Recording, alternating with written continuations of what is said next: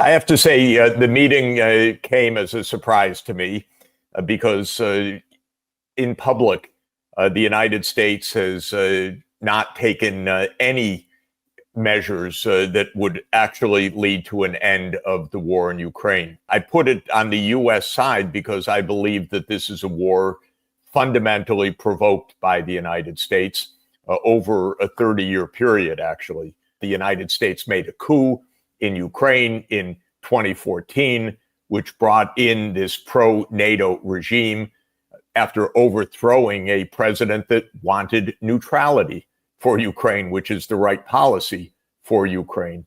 If President Trump says finally the truth, which is that NATO will not enlarge eastward, that the United States will stop its relentless attempt for regime change in Russia or to surround Russia, and that there will be, therefore, a neutral and secure Ukraine, then there can be peace. I don't know what he believes in any event personally, but he's surrounded by the U.S. military-industrial complex, which absolutely doesn't believe it. The truth is, it's also his war from the first term. It's Obama's war. It goes back to Clinton. The truth is, this is a U.S. deep state war. This is a CIA, Pentagon, military-industrial complex war.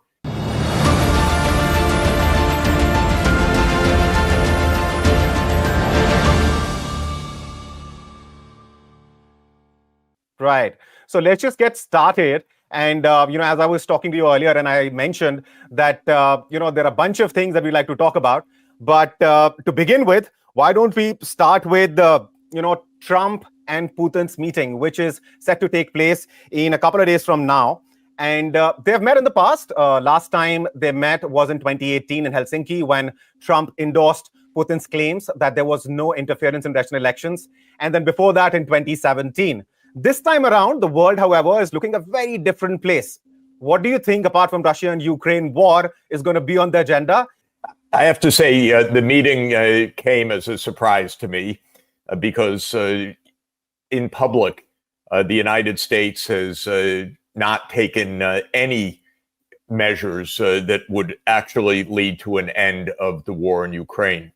I put it on the U.S. side because I believe that this is a war fundamentally provoked by the United States over a 30-year period, actually. It's a war of NATO expansion. That is an effort that began in the 1990s, contrary to the promise that the United States had given to the Soviet Union and then to Russia that NATO would not move 1 inch eastward. But when the Soviet Union ended in 1991, the United States reneged on its promise and began NATO enlargement. Actually, that dates back to 1994 when President Bill Clinton made that terrible decision. Since then, NATO has expanded eastward with the intention, explicit intention, of surrounding Russia, and for many in the American political elite, of defeating Russia or dividing Russia, or a term that's sometimes used in Washington, decolonizing Russia. But it all added up to the same thing, which is that after the Cold War, the U.S. policy has been to defeat Russia, not to live peacefully with Russia. Now, the reason that the meeting surprised me when it was announced a couple of days ago is that it's clear what is happening. Russia is saying, if you want an end to this war, we have to get to the root causes of this war. That is essentially NATO enlargement, but many other things alongside that. The United States made a coup in Ukraine in 2014, which brought in this pro-NATO regime after overthrowing a president that wanted neutrality for Ukraine, which is the right policy for Ukraine. Then the United States dissed a treaty that could have prevented the full-scale escalation. That was the Minsk II agreement endorsed by the UN Security Council that called for autonomy in eastern Ukraine for the ethnic Russian population of that region. the United States told the Ukrainians, don't do it. Then in early 2022, after the Russian invasion that began on February 24th, 2022, there was a peace agreement almost completed between Russia and Ukraine based on Ukraine's neutrality. And the United States swooped in and told Zelensky, don't sign that. We'll fight on, we'll defeat Russia. So I say all of this as a prelude to saying, what is this meeting about?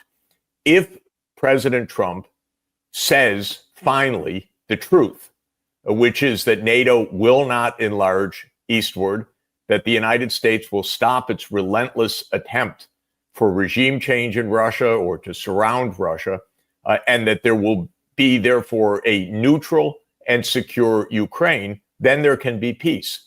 But President Trump has not had the guts to say that. I don't know what he believes in any event personally, but he's surrounded by the U.S. military-industrial complex, which absolutely doesn't believe it. So I'm interested, of course, what will this meeting bring? But the idea that Trump has asserted on behalf of the military-industrial complex that there should just be a ceasefire without getting to the root causes of this conflict is a non-starter from the Russian point of view. Because from Russia's point of view, that just means that the West will restart the war on its convenient date at any time, rather than getting to the fundamental reasons for this war in the first place. In this regard, I believe the Russians are right. If this war is to end, it should end by addressing the fundamental reasons for this conflict. The United States was the strong side of this over the last 30 years, and it basically said to Russia, we can do what we want, where we want, when we want, and we will do so. And that's why this war continues. If Trump will say something different, there could be an end to the war. Right. And how confident are you that Trump will be able to do what Obama and Biden did not? Because you talked about the role of the military-industrial complex and, of course, the U.S. deep state. Would he be able to, play by a different playbook, different from Obama's, Biden's, and other presidents before them? And especially because, he sold his voters on peace presidency. And Russia-Ukraine war, of course, is the biggest war that the West has its eyes set on. Do you think Trump, if not for anything else, not for the sake of the millions of Ukrainians who are dead, not for the sake of dead Russians, but perhaps for the sake of the peace prize that he's eyeing, he'd perhaps be able to, walk away from what has been the U.S. foreign policy so far on this matter? He could, of course. It's his job. I often say, I've said for decades, that the main job of the president of the United States is to put the foot on the brake of the war machine of the United States. That's his job. It's not an easy job. He's not very good at this job because he does not communicate political ideas. He does not speak to the American people. He does not build a base. His idea is that everything is backroom trades, backroom transactions, threats, bluster, bluffs. On that basis, he can't face down the military-industrial complex. It surrounds him. The only way a president can face down the military-industrial complex is true leadership. I don't think Trump has it in him, but I hope I'm wrong. I stand to be corrected. But for that, Trump would have to explain to the American people, by the way, who don't want war, to explain, here's how we get out of this. Here's how we got into it, and here's how we get out of it. He says, this is Biden's war. Okay, that's politics. The truth is, it's also his war from the first term. It's Obama's war. Obama oversaw the coup in 2014 that brought in this current Ukrainian regime. It goes back to Clinton. The truth is, this is a U.S. deep state war. This is a CIA, Pentagon, military-industrial complex war. It has an agenda. The agenda was spelled out, by the way, very clearly and explicitly by Zbigniew Brzezinski in 1997, who explained everything of what the U.S. elite thought. what Brzezinski said was, we will make Russia a second or third rate power by surrounding it in the Black Sea region so that Russia can't project its power.